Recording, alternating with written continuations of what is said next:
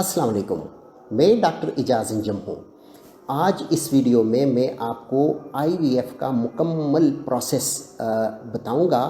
जो लोग हमारे hospital mother and child international hospital से आईवीएफ करवाना चाहते हैं। हमारे कुछ लोग लोकल होते हैं जो कि इर्द गिर्द के शहरों से होते हैं और कुछ बहुत दूर से होते हैं, जैसे जनूबी पंजाब हो गया, केपीके हो गया या सिंध के कुछ इलाकों से हमारे पास आते हैं। तो हमने उनके लिए एक ऐसा निज़ाम कायम किया है कि उनको बहुत कम तकलीफ़ हो और बहुत ही कम उनका यहाँ स्टे हो और फिर भी उनका अच्छे तरीके से आईवीएफ हो जाए।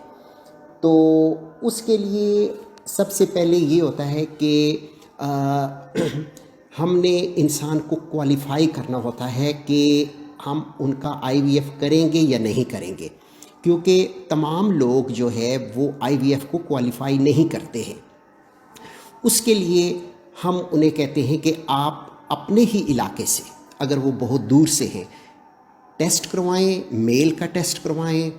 अगर तो उनका 6 महीने पुराना मेल का टेस्ट है तो फिर तो ठीक है, उनको करवाने की ज़रूरत नहीं, वो वही भी भेज सकते हैं। इसके अलावा फ़ीमेल के लिए हमें 2 चीज़ें चाहिए होती हैं। एक तो अगर सारी चीज़ें ठीक हैं, एज भी ठीक है, पीरियड भी उनके ठीक है, तो फिर सिर्फ हमें उनका अल्ट्रासाउंड चाहिए होता है, और या फिर एक खून का टेस्ट होता है FSH, वो अगर आपने करवाया है तो वो आप हमें भेज दें।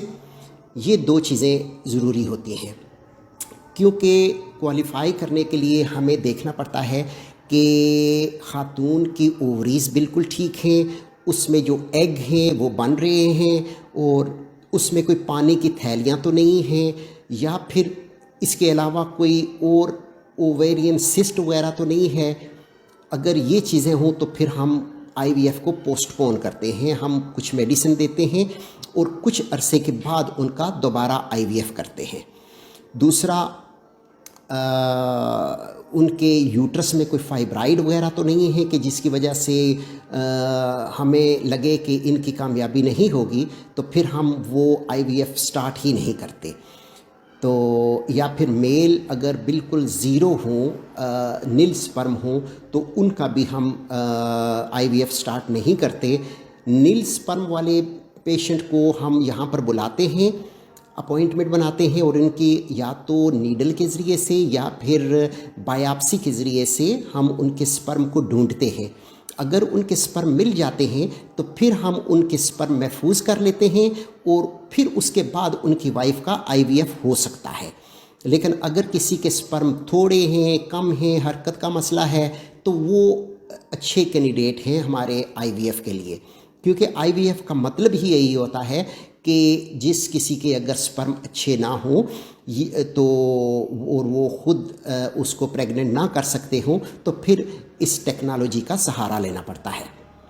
तो जब हम क्वालिफ़ाई कर लेते हैं तो उसके बाद फिर दवाइयाँ शुरू होती हैं, और ये मेडिसिन ऐसी मेडिसिन है कि वो आम शहरों से नहीं मिलती है। बड़े शहरों में जो फर्टिलिटी के क्लिनिक होते हैं उनमें से तो मिल सकती है, लेकिन आम मेडिकल स्टोरों से नहीं मिलती। तो उसके लिए बेहतर है कि आप ट्रीटमेंट शुरू करवाने से पहले हमारी फार्मेसी से ये मेडिसिन मंगवा लें। हमारे जो फार्मेसी के इंचार्ज हैं वो हर रोज़ लोगों को TCS के ज़रिए से मेडिसिन बेचते हैं, जो दूसरे दिन उनको पहुंच जाती है। तो वो अपने फ्रिज में रख लें, और अगर खुदा न खास्ता किसी वजह से हम आपका आईवीएफ नहीं करते तो वो फिर मेडिसिन जो है वो हमें रिटर्न हो सकती हैं बिल्कुल फुल कीमत पर, और उसमें कोई भी कटौती वगैरह नहीं होती है। तो इसलिए आपको किसी भी किस्म का नुकसान नहीं होता। ये हमारे इस हॉस्पिटल का एक मंशूर है कि हमने सिर्फ अपना जो पेशेंट है उसको ही देखना है, उसकी ही वेलफेयर देखनी है, और उसको किसी भी किस्म का कोई भी नुकसान ना हो।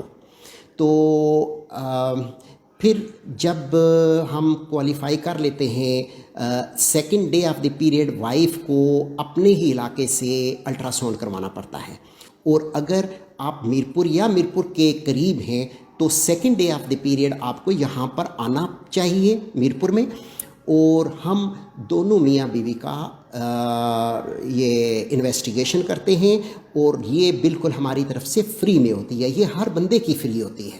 یہاں پر کوئی بھی آتا ہے اس کے لیے الٹرا ساؤنڈ اور جو میل کا سیمن انالیسس وغیرہ ہوتے ہیں وہ سارے فری ہوتے ہیں، چاہے ہم ان کا آئی وی ایف کریں یا نہ کریں۔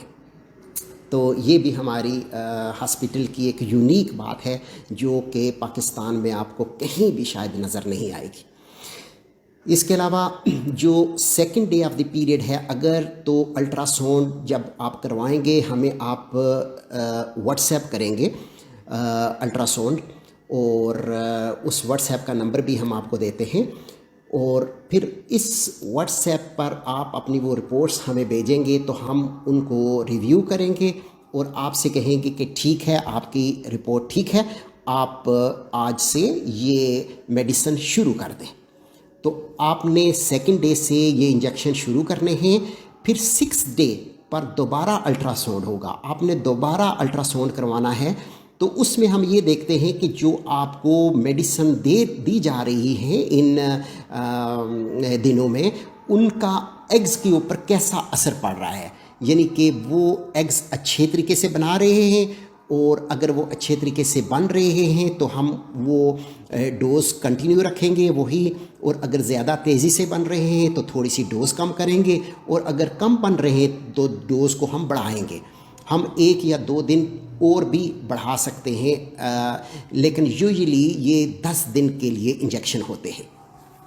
جب پھر ہم سمجھتے ہیں کہ 10th ڈے پر آپ کے ایگ بن گئے ہیں، ان کا سائز ٹھیک ہو گیا ہے، تو پھر 11ویں دن ہم کہتے ہیں اگر بہت دور سے ہیں تو 11ویں دن آپ آ جاتے ہیں ہمارے ہاسپٹل میں، اور ہمارا ہاسپٹیلٹی کا لیول ایسا ہے کہ ہم آپ کو یہاں پر روم، کھانا، یہ ساری چیزیں پرووائڈ کرتے ہیں، اور وہ رات آپ یہاں پر ٹھہرتے ہیں، اور اس رات کے بعد جو نیکسٹ مارننگ ہوتی ہے وہاں اس میں 9، 9:30، 10 بجے آپ کا آئی وی ایف کا پروسیجر ہو جاتا ہے۔ پھر جب آئی وی ایف کا پروسیجر ہوتا ہے تو اس کے بعد آپ کو صرف 2 گھنٹے کے لیے آرام کرنا پڑتا ہے، اس کے بعد آپ بالکل فارغ ہو جاتے ہیں، آپ جانے کے لیے ریڈی ہیں اپنے گھروں میں۔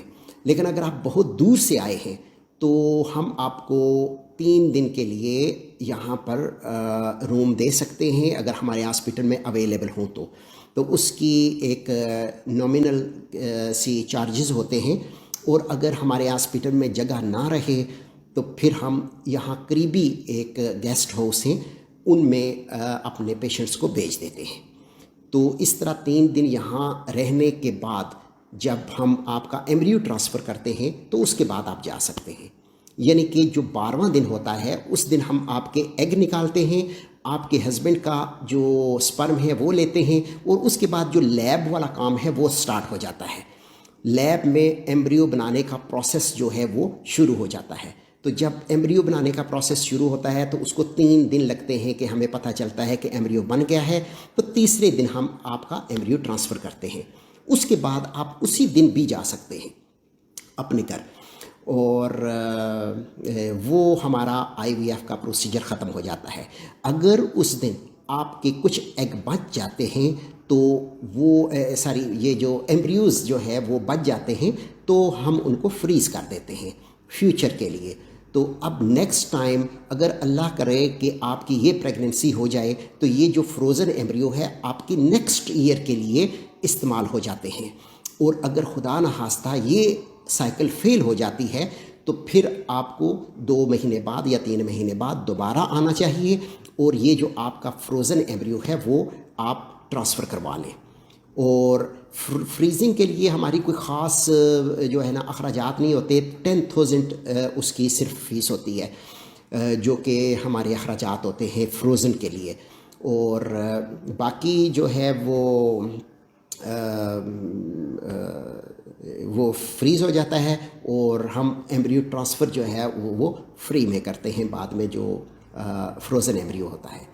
تو مجھے امید ہے کہ میں نے آپ کو پورا پروسیس جو ہے وہ سمجھا دیا ہے, اور ایمبریو ٹرانسفر کے بعد کسی بھی قسم کی کوئی جو ہے نا خاص کیئر کرنے کی ضرورت نہیں ہوتی. آپ بالکل اپنا جو ایک نارمل ایک لائف سٹائل ہے, روٹین ہے, وہی رکھیں. ریسٹ کرنے کی بھی اتنی ضرورت نہیں ہوتی. باقی سفر بھی کیا جا سکتا ہے, سیڑھیوں کا اور وزن اٹھانے کا اور گرم ٹھنڈا کھانے شانے کا, یہ جو لوگوں نے ساری چیزیں پھیلائی ہوئی ہیں ان کا کوئی بھی تعلق نہیں ہوتا.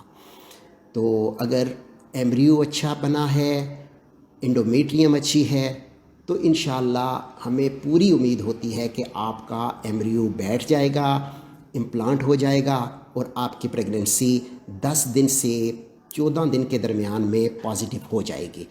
پہلے آپ نے سٹک سے یہ کرنا ہے ٹیسٹ. اگر سٹک میں آپ کا پازیٹیو یا ہلکی سی لائن آ جاتی ہے یورین والا, تو اس کے بعد پھر آپ نے بلڈ والے کے لیے جانا ہے. تو پہلے ہی یورین والے پہلا ہی جو ہے نا وہ بلڈ میں کی طرف نہ جائیں, کیونکہ اس میں اخراجات ہوتے ہیں اور جانا بھی پڑتا ہے. تو آپ گھر میں پہلے یورین والا کریں. تو اس میں اگر پریگننسی آ جاتی ہے تو پھر آپ بلڈ والا کریں. تو مجھے یقین ہے کہ تقریباً تمام چیزیں میں نے آپ کو بتا دی ہیں جو کہ IVF سے ریلیٹڈ ہیں. تو اگر پھر بھی آپ کو کوئی بات پوچھنی ہو تو آپ ہمیں اسی واٹس ایپ پر میسج کر سکتے ہیں, اور ہمارا عملہ آپ کو اس کا فوری طور پر جواب دے گا. میں ڈاکٹر اعجاز انجم ہوں, mother and child international hospital Mirpur سے, اور میری باتیں سننے کا بہت شکریہ. خدا حافظ.